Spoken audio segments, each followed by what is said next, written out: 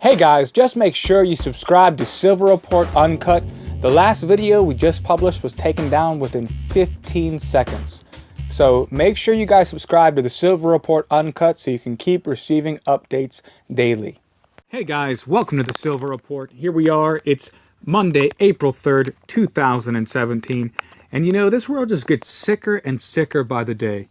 And now, what we've seen, the media's coming out recently, you know, and apparently all Trump supporters are fake news.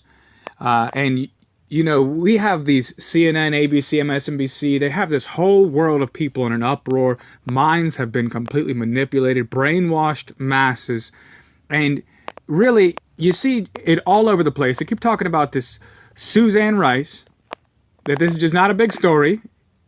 And we know that Mike Cernovich, a journalist who's promoted what they call conspiracy theories, it was deemed fake news by even 60 Minutes, was the first to break the news that Obama's former national security advisor, Suzanne Rice, made requests to unmask the identities of Trump associates.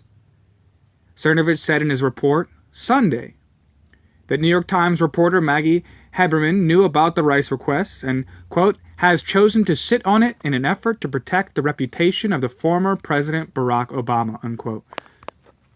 And the reason it's so sick is because we have a media, and what do they choose to talk about? I guess they don't have a choice. So what are they ordered to talk about? What are they ordered to instruct us about? Because it's no longer media. It's no longer news. It's no longer a press. It's no longer reporting facts.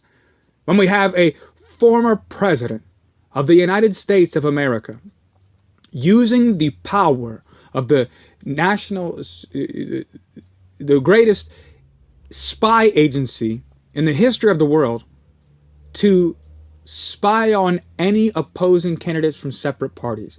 Do you understand just the magnitude of what that means if a person in charge is given that type of power without any restraint, without somebody standing up and doing something about this?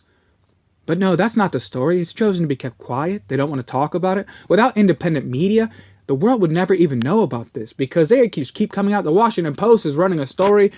It's discussing this fake news story. It's just madness. And what we really have just found out is that an Obama employee was ordered to unmask. And what they mean by unmasking is they collect data from all U.S. citizens. They collect all U.S. citizens' phone data, text messages, emails, search history, computer algorithms, and from the Vault 7 release, they also have access to your hard drive databases, anywhere you store or save information, even messages that you began to type and never sent because you thought it was questionable. They still have access to that as well. So your keystroke data. Unmasking is a process in which they specifically look into particular members and they remove the masking so that they can find out the names, dates, and places and just who it is they're talking to. In essence, it's requesting the information on a specific individual. Besides that, all they typically see is just data and numbers and an algorithm.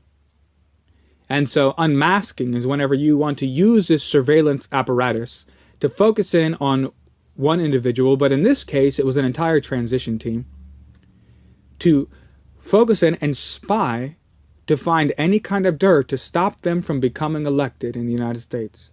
Imagine giving one person the power to determine the fate of the political process in the United States. That's just how dangerous this surveillance state has become. Because it ultimately depends on that, the right person who wields the power, right? This is the problem with this enhanced security, the security state that they've created.